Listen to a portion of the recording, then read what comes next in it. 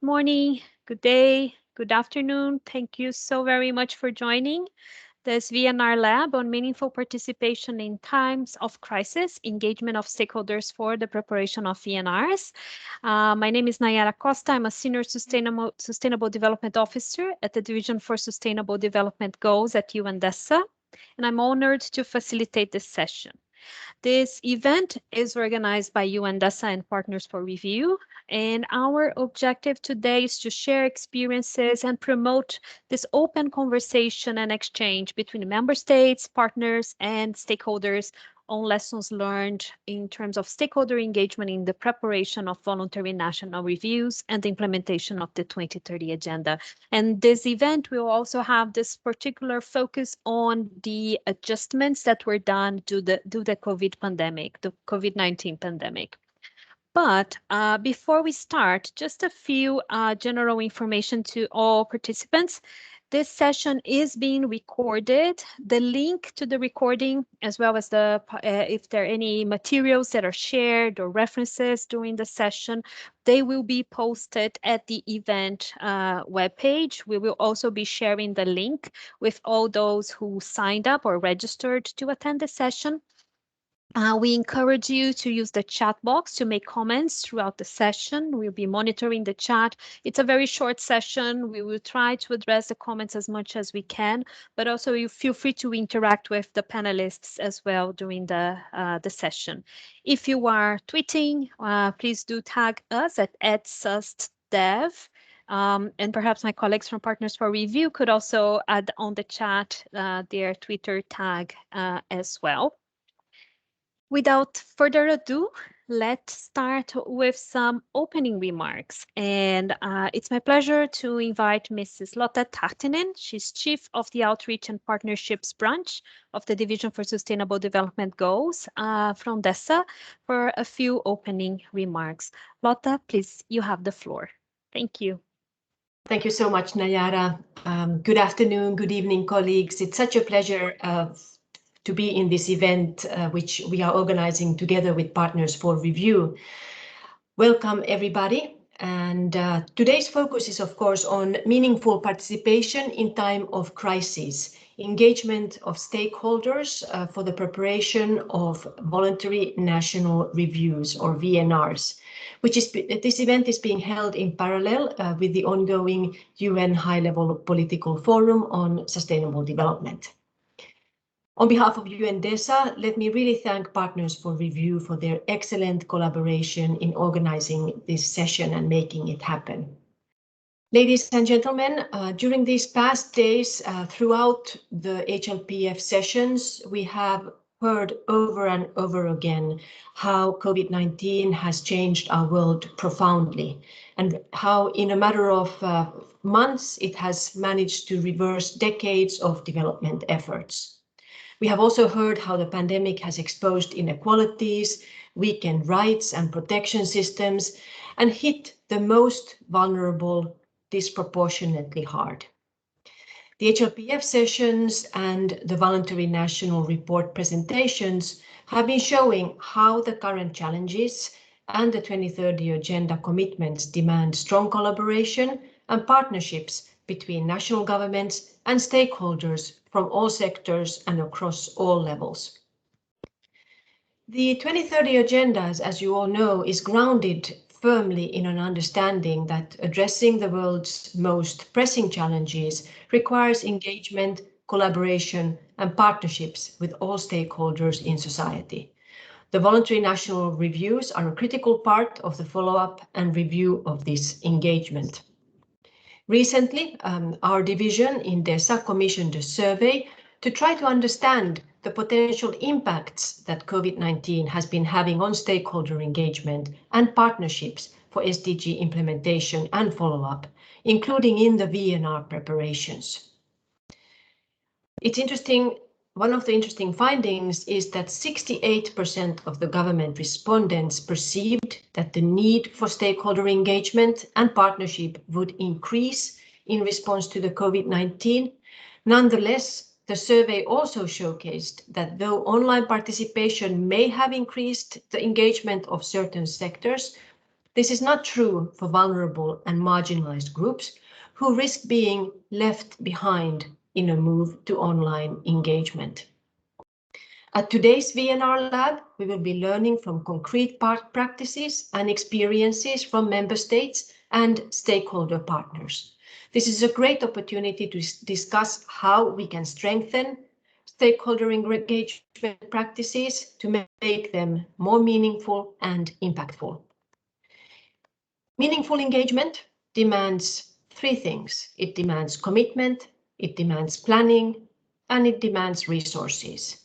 It's about building trust and developing clear and tailored communication. Meaningful engagement on SDGs must be timely and provide sufficient time for preparation and for stakeholders to self-coordinate. It also needs to be open, transparent, and inclusive, and provide all people and groups with opportunities to contribute. To be meaningful, stakeholder engagement also needs to be long-term and not a singular process, including efforts to review the quality of participation and to strengthen the enabling environment for participation and collaboration. Colleagues, ladies and gentlemen, we are aware that the current crisis has posed additional challenges for stakeholders' participation in the VNR processes, but we are sure the practices that will be showcased today will inspire and provide insight on how we can build the way forward. We wish you all a very successful and productive VNR Lab. Thank you. Thank you very much, Lotta, for your opening remarks. And let me turn to our partner from Partners for Review, Jörn Geisselmann. You have the floor now. Thank you. Thank you very much, Naira. I have the easy part now, since Lotta already perfectly laid out the context of this lab. I also warmly welcome you on behalf of Partners for Review. Partners for Review is a global network dedicated to SDG follow-up and review. It was established by the German government in 2016 and is implemented by GIZ, the German Development Cooperation Agency. I would like to use this opportunity of the opening remarks to highlight really just a few lessons that P4R has identified in a forthcoming paper on stakeholder engagement and also during a recent peer exchange on civil society engagement, which we conducted together with Action for Sustainable Development. The first key lesson for us was stakeholder participation in follow-up and review has really become common, even in countries where this is not common in other areas. In many cases, however, this is still mostly limited to being consulted during the VNR process. Substantive influence on the contents of the VNR report and sustained post-VNR engagement is much less common, though good and I would say even best practices exist, as we will see also during this lab. Also, stakeholders are often engaged in silos, thereby limiting the potential of exchange and synergies among all actors involved. Stakeholder participation usually deepens from one VNR to the next, which I believe is encouraging because we have more and more countries that are conducting the second and even third VNR. And engagement mechanisms become more institutionalized after the first VNR. Wherever countries have more organized or institutionalized relationships between governments and stakeholders, the SDG implementation tends to go better. Stakeholder participation thrives in cases where both state and non-state actors respect the complementary roles and contributions of each other, and where relationships are increasingly built on trust, including also personal trust between focal points of different institutions. And last but not least, non-state actors' own assessment reports and data contribute with increasing effectiveness to follow up and review. The insights gained through, for example, shadow or spotlight reports and voluntary local reviews are increasingly finding their way into the official VNR reports, either as annex or even in the main text. Timing is of the essence in these cases, as these exercises usually need to start several months before the official VNR to enhance influencing opportunities. Moreover, in more and more countries, national statistical offices have begun exploring data partnerships with non-state actors in order to fill data gaps and complement official statistics with non-official SDG data. These are just some of the lessons gathered through our recent activities. We will share the full reports of both activities in the near future on our website and in a webinar. But for now, I wish all of us an inspiring lab. Thank you very much. Thank you so very much, Jörn, and also many thanks to you and colleagues from Partners for Review for this partnership in organizing this session. So let me now hand over the floor to the moderator of our panel. The panel will be discussing the main theme of the lab. So let me invite Mr. Oli Henman. He is the Director of Action for Sustainable Development. So Oli, the floor is totally yours now. Obrigado, Nayara. Thank you so much. Wonderful to be able to work with all of you again today. So just very briefly, if I may, to thank Jörn as well for the excellent opening remarks and the joint work that we were able to do with Partners for Review. Action for Sustainable Development is a network of more than 3,000 groups, and we spend quite a bit of time around this time of year supporting the Spotlight reports and enabling and engaging different civil society networks to be involved in the VNRs. So it's a real pleasure and a privilege for me to be able to guide this conversation with many of the key countries that are reporting this year, both from government representatives and a number of stakeholder representatives. And I'm really looking forward to this discussion. I've been finding the VNRs quite an interesting process already, and I'm sure many of you have been following them all online. And we are joined by some of those who have been perhaps breaking new ground in how they deliver their VNRs and how they've been able to engage civil society and stakeholders more generally. So first of all, well, let me quickly run through who we have on the panel. You will have seen this. It's a very strong panel. We have Mr. Alfredo González Reyes from the Ministry of the Economy in Mexico, who've been guiding the VNR process there. We have Ms. Natasha Skalgaard, I hope I said that okay, from the Ministry of Foreign Affairs in Denmark. We know the Danish VNR has just been presented a short while ago. Judith Kaulem, a good colleague and friend from the Poverty Reduction Forum Trust in Zimbabwe. And then finally, Andreas Kusterman, who's the board member of Centrarse, coming from private sector stakeholders in Guatemala.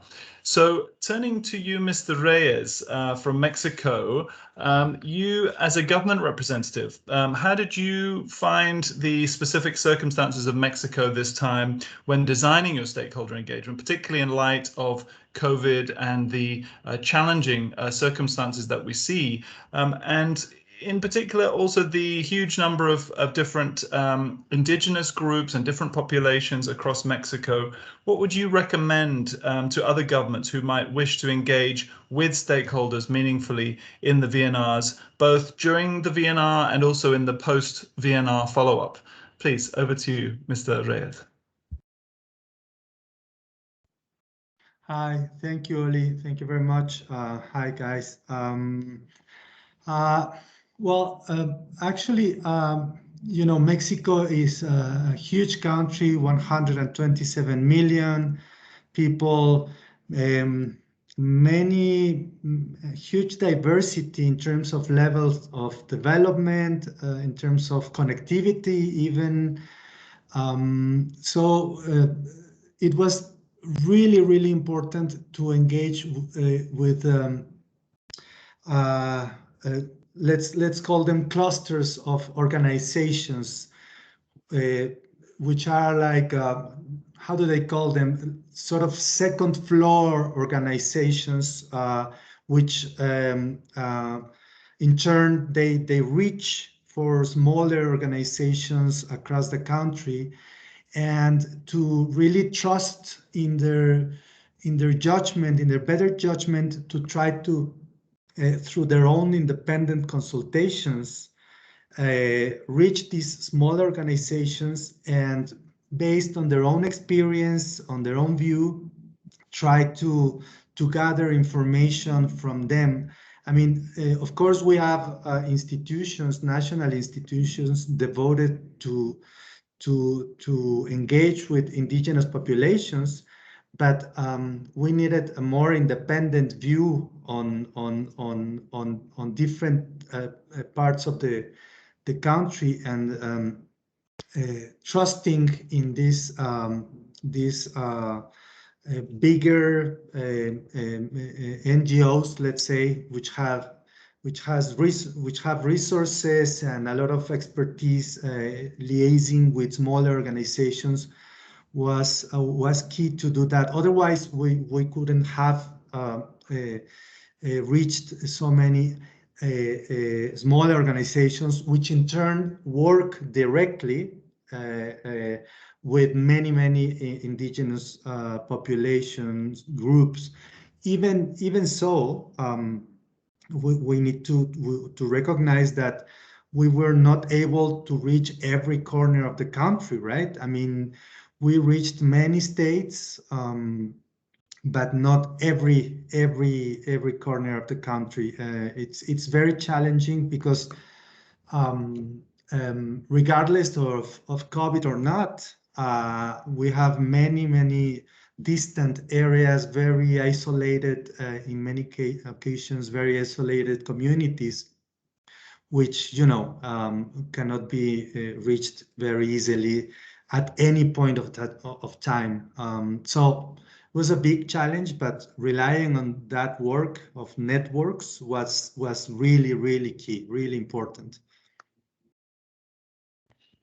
Gracias, Alfredo. I think you've highlighted a very detailed approach, and as you say, reaching through some of those trusted networks, those groups that already have relationships with key groups across the country is a very powerful way of working, and we really appreciate the work that you're doing in Mexico. I know that Mexico has been a strong champion for civil society participation also at the HLPF. So turning now to Denmark. So we've just very recently heard the Danish VNR presentation.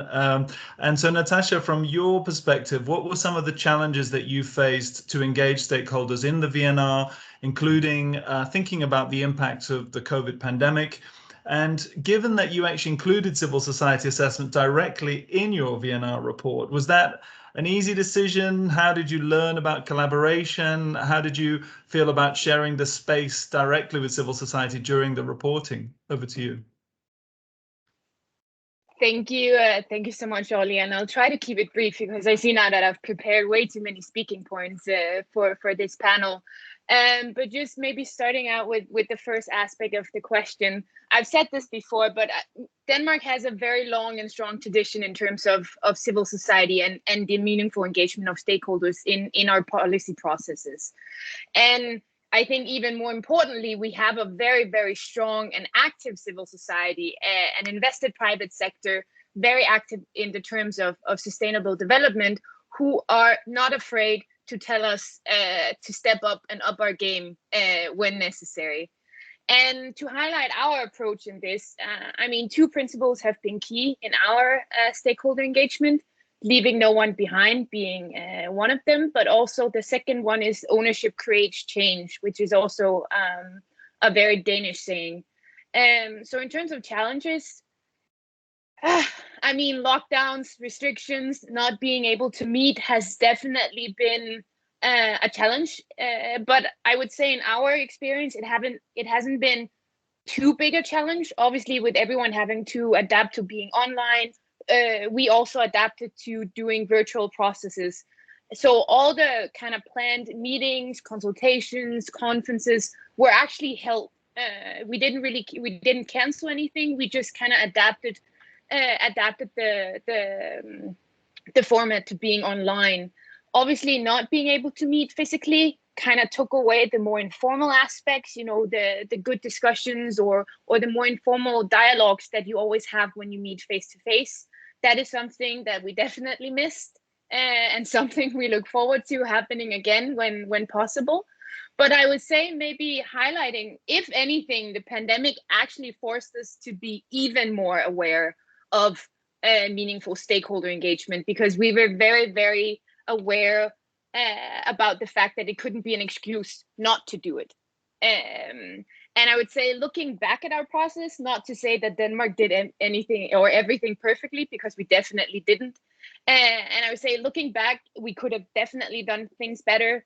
We could have started our entire process earlier. That is also something we've talked about. Timing is key. Time is key. And starting our process earlier could have also meant including stakeholders earlier.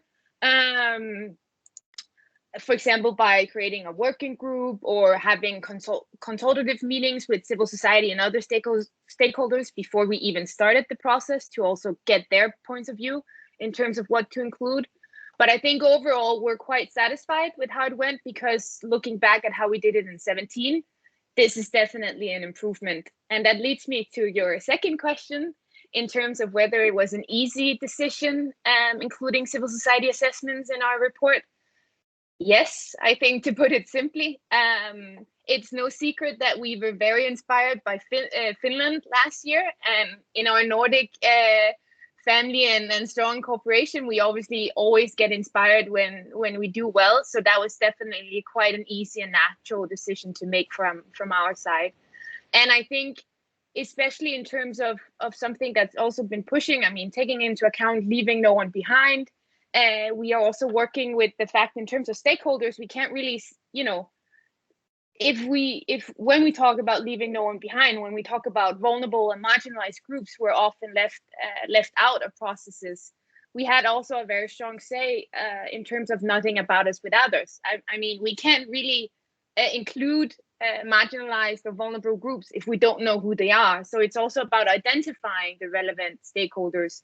And that is something we definitely learned compared to last time. It's definitely something we still need to improve and implement. But overall, I would say, building on what we did in 2017 to what we did in 2021, including civil society and other stakeholders directly in the report and the work, easy decision, and the best decision we did in the entire process, I would say. Thank you so much, Natasha, and yeah, congratulations once again on that great presentation earlier today. Interesting, that point you made about blending the online and the offline and finding ways to bring different views in good time. And I think having enough time to really gather a broad range of views is really crucial. So thank you so much for your insights.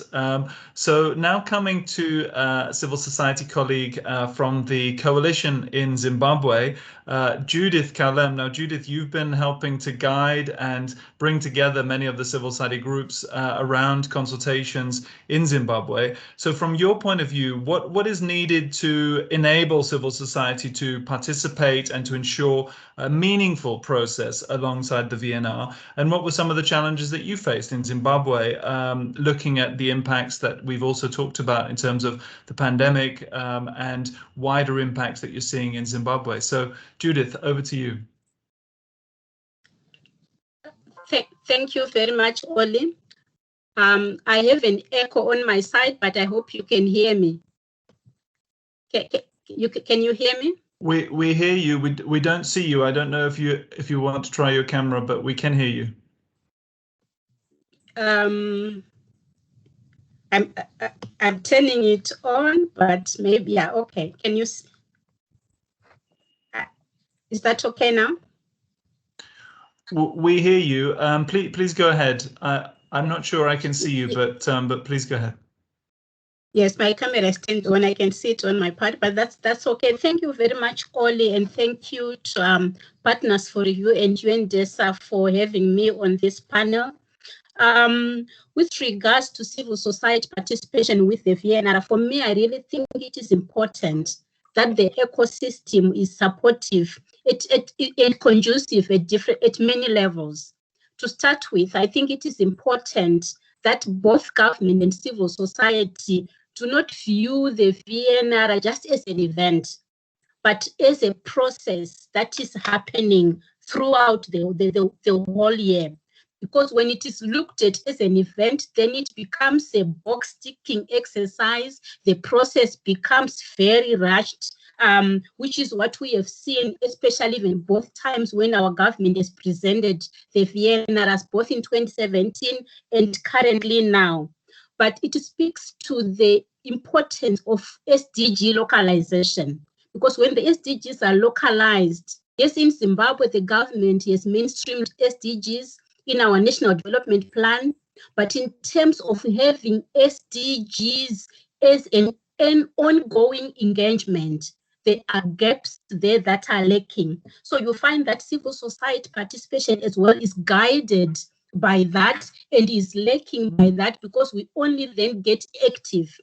Both government and civil society get active just towards high-level political forum or when the government is presenting. So in the years that the government is not presenting, there's almost a lull on both sides. Nobody speaking actively as SDGs, nobody speaking actively voluntary national reviews. So I think it is important. And the other important thing is that the multi-stakeholder structures and mechanisms have to be institutionalized. The government of Zimbabwe has tried in that regard. We have a specific ministry that is mandated with coordinating the SDGs implementation across government line ministries, which makes it easier for civil society to then engage with government. But because that process is not institutionalized, the challenge is we find most of those commitments on paper, but the participation is very hard work. The engagement is very ad hoc. Only when there's need, like for example, this year, because the government is presenting its voluntary national review, there was a bit of activity around that. And then civil society then engages in that process. But at least it is important to have a mechanism, to have multi-stakeholder mechanisms that are well structured, that are institutionalized. The government lately has been speaking of taking on board a substantive SDG coordinator to be resident in the ministry that is responsible for coordination, and that will help with civil society participation. But on the other hand, I think, yes, while government can have structures, can be receptive to civil society participating, it is important that civil society is also organized. So in our case, we have put together a civil society reference group on SDGs. That helps with making sure that there is one port of entry for government if it wants to engage. It also helps us as civil society to coalesce around issues and to have a coordinated messaging to government. But what we have observed, Oli, is that it is one thing to be organized, but it is another to then effectively engage in the process. And for civil society to do that, it needs both financial and technical support to do that. And that has been largely lacking. We know that, for example, in Zimbabwe, the voluntary national review processes, or the SDGs in general, are to a large extent supported by the UN family. But we don't see an equal support to civil society to do the same, to engage, to collect data, to raise awareness, and do all activities that are related to SDGs. So that support, we find that it is missing. Yet it is important that that support is required, and on a long-term basis. Where we have been supported, it has been direct support for a single event, so that then does not help to strengthen civil society engagement and its capacity. And when coming to the issue that you asked about, the challenges that we have experienced in civil society, with the coming on of COVID-19, the first challenge that civil society faced across the board was the cut in budgets, because most of our work as civil society involved physical interaction with communities. The moment that COVID came in and the modus operandi moved to virtual, what most partners did was to then say you need to readjust your budget. Now that you're not going to have a workshop with 100 people in a hotel or in some community. So the budgets were cut, and that has serious implications for civil society's ability to then cover a lot of work to then engage. Although for us as the civil society reference group on SDGs, we think we have a wholesome structure where we are using apex organizations as conduits for reaching to broader civil society organizations. So when we were working towards doing our spotlight report, which then contributed to the voluntary national review, still that mechanism was challenged, because as a country we already had, even before COVID, huge structural digital inequalities. So when we then were trying to collect data to build our position in civil society. Okay. Judith, yeah. we're short on time. If I could ask you just, I'm sorry, I know it's very. Yeah, let me just. Okay, so I'll just complete on that one. That the major challenge we saw was, even when we tried to engage broader civil society, those that were already left behind digitally continued to be left behind because we couldn't reach everybody, because there's no digital connectivity. So it remained a major challenge. So financial support, digital connectivity remained a challenge as we moved forward. Thank you very much. Thank you so much, Judith, and I'm sorry to have to bring that one to a close, but I think you've highlighted the importance of those networks to bring people together, and I think in particular the digital gaps that we're talking about. I mean, I know, for example, for Angola, just yesterday, in order to be able to even speak at the VNR, the UN country office provided them with the access because they simply wouldn't have the bandwidth otherwise to be able to speak. So having that digital accessibility is crucial as well. Thank you so much, Judith. So finally, coming now to Andreas from Guatemala. What have you learned, Andreas, in terms of the contribution of the private sector to the VNRs and more broadly to SDG reporting? And we know also in Guatemala you had an additional challenge because you also had a cyclone that hit alongside all of the challenges we talked about with the pandemic. So how did that sort of double impact lead to changes in terms of the national discourse on sustainable development? Andreas, over to you. Well, good day to everyone, and thank you again for the space. I understand Judith's passion on the matter, and everybody feels that way because the short time that we have, it has and a lot of information and data to transmit to everyone. But as a country and as a NGO really participating in the United Nations Political Forum on Sustainable Development is of great importance, but especially at this time, because being in the middle of a pandemic puts additional pressure on testing human resilience, while at the same time not disregarding the imminent 2030 agenda. Centrarse, Centro para la Acción de Responsabilidad Social Empresarial en Guatemala, has given a role that we take to heart and take complete responsibility for it. And I agree with the challenges that Alfredo and Judith have expressed, primarily in developing countries like ours. To put it in context, for over 18 years at Centrarse, we've been promoting CSR, corporate social responsibility, and sustainable practices in the country. Our 100+ members are very active in their different industries to try to bring forth change. And since 2015, we've been actively participating in incorporating the sustainable corporate agenda into the members' agenda. So trying to be that good articulator to bring both parties to the table. So there's 3 lessons that we've learned. And although the first one seems to be the most obvious one, it is not always the case. It's really know the 2030 agenda. So really understanding it, and at the end, how fundamental the understanding of that is. Bringing and putting the priorities on it for either the private and public sector. So we've taken the time to really get to know the agenda, and where we as the private sector have to bring the those and prioritizing that agenda or those objectives into the agendas of the companies. And initially, we did focus on about 11 of the 17 SGDs as centrarse to try to prioritize how we're going to bring those to change in the corporate agendas. The second one, really as a lesson, is look for the alliances, the partnerships, and the spaces for dialogue where both the public and the private sector meet.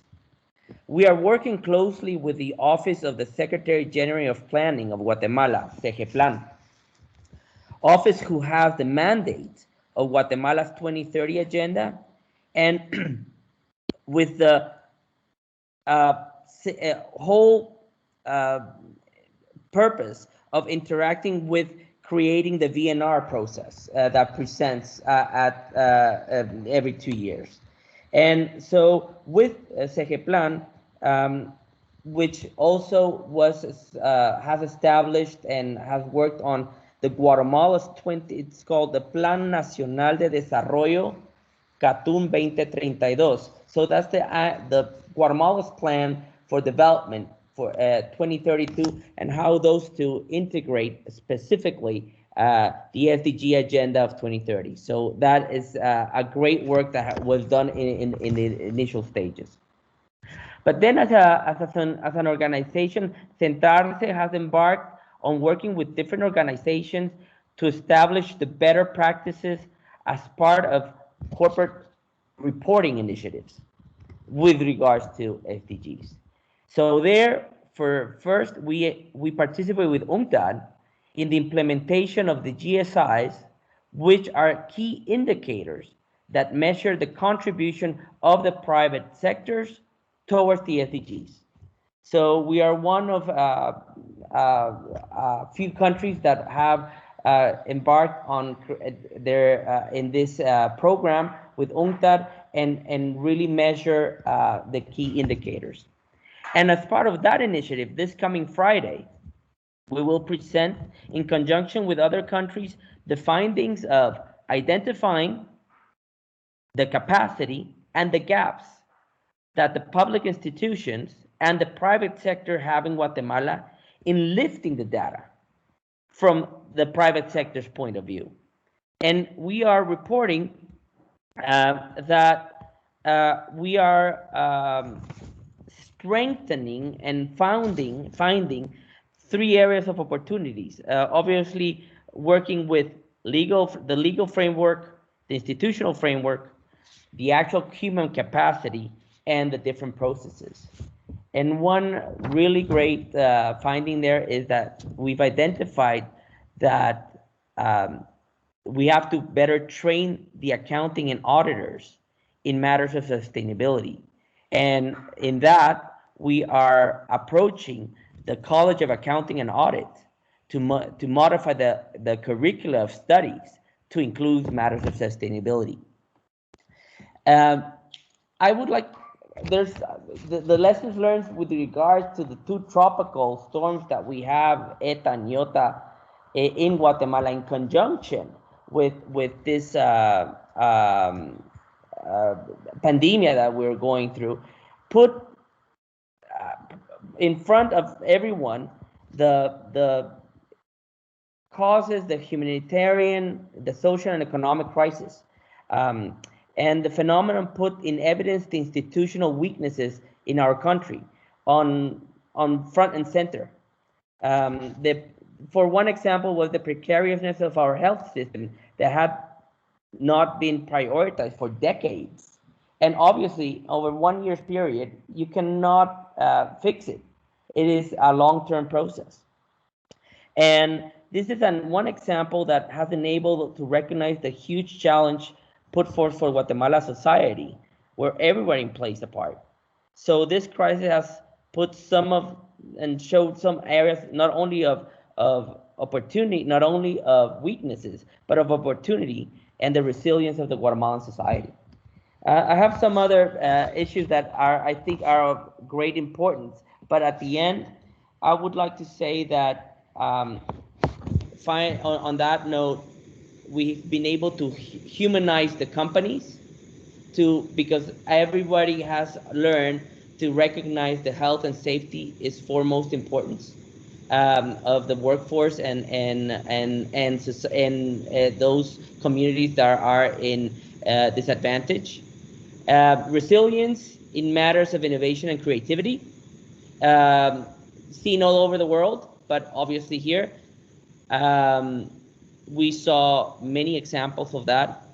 And the consciousness that has created that SDG 16, peace, justice, solid institutions, and SDG 17, the formation of alliances, are of crucial importance to every society. And especially in Guatemala, I would say, needs to invest in these matters to guarantee a better future for our society. Wonderful, thank you. I think that's a great point to end on in terms of SDG 16. I know there are many people on the call who work very strongly on that goal to guarantee, as you say, justice and strong institutions and free and accountable spaces for civil society participation. So I think we've had a number of different perspectives there, but actually bringing us to similar conclusions around how we build some of those different partnerships, how we build trust, how we understand different perspectives. And I think also both Andreas and Judith, you highlighted that this is a long-term process. It doesn't end just with the VNR. We need to ensure that there's a longer-term engagement that goes beyond the VNR process. So I'm just looking to see now in the chat, we have another 10 minutes or so before we need to get towards the close. So I'm just seeing if there's anyone who would like to come in. I believe we do have a colleague from UNDP who would like to just share some reflections on some of the work you've been doing on the quality and how we measure stakeholder engagement. Aparna, yeah, over to you, please. Thank you so much, Oli, and thank you very much to Partners for Review and UNDESA for the invitation to participate in this VNR Lab. I think we heard a lot of really rich examples from the panel itself, and I would just make two brief points to help kick off the discussion. First is that I think it's very much linked to the point you were making in summing up, Oli, which is that stakeholder engagement in the elaboration and presentation of the VNR is very important, but that it's part of a process, right? And we should not forget that it may be as important, or perhaps even more important, that the steps that are taken following the VNR to make sure that we translate what's coming out in the VNR process as part of national planning processes and take that forward. So I think that would be the first point that I wanted to reflect on. The second one is how do we do it? Whether we're talking about before or after the VNR, how do we promote meaningful stakeholder engagement? And we've heard today about organizing multi-stakeholder engagement can be a challenge because of lack of time or resources or logistics, and as well as political sensitivities. I think, we've seen how the pandemic has also had a significant impact on civic space in some countries. So what does that mean in terms of stakeholder engagement? And UNDP and UNDESA have been working together to develop this tool to facilitate stakeholder engagement processes. And these tools, when we were working with colleagues, including in this initiative, we realized that there is some anecdotal evidence of good or best practice on stakeholder engagement, but there is no systematic way that partners could check on how strong their stakeholder engagement was and how they could improve it. And so we tried to come up with a tool that could be used and tested it with an advisory group and just tested it in 5 countries. And it's at its core, it's really a very simple tool, which is a matrix that looks at 3 principles of SDG 16, which is around participation, accountability, and transparency, and measures how the engagement is going at 4 different levels. So I think maybe I'll just stop there and just say that this tool can be used to help review ongoing processes or to design new ones. And it's available in English, French, and Spanish, and I'll include the link in the chat. Thank you very much. Thank you so much, Aparna. And I think that's an extremely useful tool that you've mentioned that I'm sure many people will want to pick up and use in their context. So I've seen one comment here in terms of goal 16, and I know this was already mentioned, but thinking about stakeholder engagement and conflict resolution. So how do you balance the approaches and make sure that different voices can be heard and that, you know, different interests are kind of balanced?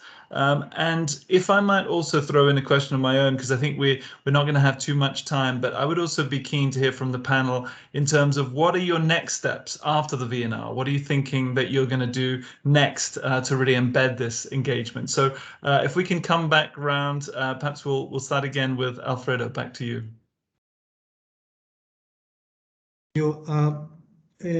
Well, of course, we are, besides presenting this report just only a couple of days ago already at the political forum, we are doing this national presentation next Monday here in Mexico City. We're gonna do that along with representatives from all the sectors of society which contributed to the report. I would like to emphasize that this report was very, we tried very hard to, you know, to allow, not to allow, but to include, to make space for every sector representative to express their own views, even in their own language, which I think is very important. We bureaucrats do not use the same language as civil society representatives and international development institutions and international NGO bureaucrats use also their own language, right? I was one of those, by the way, for many years. So all due respect, and we tried very hard to let that happen, to include that. We think it's very important. So in that same spirit, we're presenting this nationally. Every single representative will have a moment to express themselves with their own views, and then we will start a round of a couple of presentations depending on logistics and COVID and all around the country. But most importantly, we're trying to draw an agenda with every single sector of society, but not separately, you know, like trying to coordinate where we found coincidences or the need for more dialogue between different sectors. We're trying very hard to be facilitators, to try to help to coordinate some efforts, because of course, as you all know, even within civil society, I mean, civil society is not a monolith. You have these big fancy international civil society organizations which gather all the money and then decide very arbitrarily which smaller organizations they want to work with.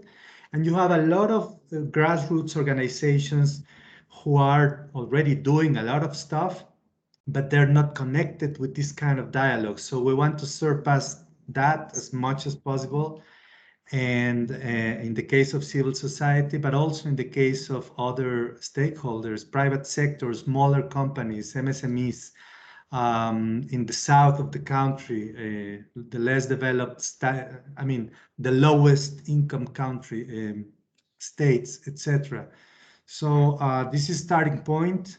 We want to refresh the dialogue on the Agenda 2030. We know this is a new decade of action. We didn't have COVID-19 back 2 years before. I mean, this is a whole other planet, literally. So we cannot think the agenda in the same terms we were thinking about it 2 years ago. I mean, I think we cannot just repeat, yes, go for them, Agenda 2030, 17 goals, just like that, mechanically. We need to rethink, because this is a different planet, literally. And for that, we are trying to reset, in a way, the conversation about the agenda with every single sector of society in the way I just described. So these are the plans. It's open dialogue, try to see if our priorities need to be realigned somehow. Agenda still being the north, the good north towards which we need to walk, but we need to see if the roads we had imagined are still viable, or we need to redefine those. That's the idea. Thank you, Alfredo. And yeah, you make me think of from the World Social Forum, outro mundo é possível, another world is possible. And maybe this is that moment. Maybe this is the catalyst that allows us to create that different world that we've wanted for so long. And I also recognize exactly what you mean, that even within civil society, there are those that are more well-resourced. And it's certainly one of the main missions of Action for Sustainable Development is to try to surface and give voice to many of those smaller groups. So looking forward to more collaboration with you and wish you all the best for the coming months. So coming back then to Denmark now, Natasha, what are the next steps for you? Thank you so much, Oli. I think in terms of following up on our VNR, we have 3 keywords: implementation, monitoring, and evaluation. So our VNR is linked very closely to the National Action Plan on Sustainable Development, which we drafted during the process of the VNR as well, with stakeholder engagement. So that was kind of our approach to linking a national process, a national policy creation process, with also the international review process. So in terms of implementation, we have specific, I think we have 13 or 15 specific policy initiatives on different topics, different areas within sustainable development that have been adopted by the government with funding as well, which will be implemented over the next 3 to 4 years. For example, on trade, on environment, and different aspects. And then we also specifically have targets and indicators in the National Action Plan. Obviously, there are the UN SDG targets and indicators, but we also develop national targets and indicators on specific areas with the ministry, so the entire central administration, where we will do an annual follow-up and monitoring with the national parliament. So a national or an annual national monitoring progress report will be drafted each year and presented to the parliament. And then obviously ongoing stakeholder engagement, the process we had for the VNR with broad stakeholder engagement will continue also in that part of the work, especially in terms of evaluation. A key challenge for us this time around was also the lack of institutional memory in terms of doing a VNR in 2017 and then doing a VNR in 2021. So we have already agreed that we will do a full evaluation report, both the ministries, but also with the stakeholders, to ensure all aspects are covered. And then also including in that report, kind of looking at, okay, when we do a VNR next time, what do we need to remember? What do we need to include? And what do we need to do better? So that, I would say, are our 3 key aspects. Very comprehensive, and it's great to hear that there's that accountability mechanism built in with the Parliament as well. So thank you so much. And we really are running out of time, and I know that many people will want to join the official VNR sessions, which will be starting in a few minutes. So let me just ask if Judith and Andreas, if you can really keep your remarks to just a minute, if that's possible. So Judith, coming back to you, what do you see as the next steps in Zimbabwe? Thank you very much, Oli. I think for us as civil society, the government of Zimbabwe has just put in place a new 5-year development plan, national development plan, in which they have also mainstreamed the SDGs. So it has pillars. So our starting point really will be monitoring and evaluating the implementation of this 5-year national development plan to see how the SDGs come out, and we'll do this through monitoring the national budget, because the means of implementation, we realize they are key. So most of our work will also be looking at the national budget, how much it's addressing the issues that address the SDGs. Thank you very much. Thank you, Judith, and we wish you well on the new 5-year development plan. It would be interesting to see how that rolls out over the coming years. So finally, now, Andreas, back to you. Next steps in Guatemala, please. Well, you mentioned alliances first, and I just want to mention that that is key. One is continue dialogue, continue the conversation, because priorities have to be unfortunately prioritized, and making sure that is an ongoing process. And Alfredo sort of mentioned that. And then, also the continued alliance with Segeplan. That's the only way that we're going to be able to put forward the national plan. And then finally, on what's next, really is the process that we're doing with UNTAD in this GCI's implementation of key indicators. I think that is a process of it's a multi-actor process that will continue to grow, and not only for the private sector, but forward to other type of institutions. And I think that has a great implication, not only nationwide, but regionally speaking as well. So we're going to be creating more capacity for the people that are looking to specialize in SDGs coming forward. Thanks. Thank you so much, Andreas. And I wish we had more time. It feels like we've only just really scratched the surface on so many of these areas, but it's been a real pleasure for me to help to guide the conversation, and I look forward to future discussions like this. Let me pass back now to Nayara from UNDESA. Thank you. Thank you so very much, Oli, and all the panelists. But for the closing remarks of the session, let me invite Lotta Tahtinen back. Lotta, please, you have the floor, and then you'll be able to also close this session. Thank you again. Thank you so much to all our wonderful panelists. Oli, as usual, you're an amazing moderator. So many amazing insights and stimulating ideas I think we can all take away from this conversation. So really, truly thanking you all. We will be preparing a summary of the discussions, which we will be sharing online. We will also be taking note of the very good questions that have been posed in the chat box to include in that summary. So for those of you who perhaps did not have a chance to have your questions addressed, please rest assured we will be paying good attention to those. Perhaps I can invite our colleagues from GIZ if you have any final closing remarks. Thank you again for your amazing collaboration in making this VNR Lab happen. Yes, I can only reiterate that. Thanks a lot to all of you. I think especially to our speakers. I think it was really fascinating to listen to your very varied and diverse experiences, and to also learn about your next steps, which I think was a very important question at the end. And thanks to all of the participants. I hope you enjoyed it as much as I did. Thanks.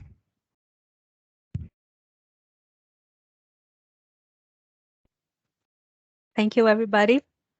See you soon. Bye.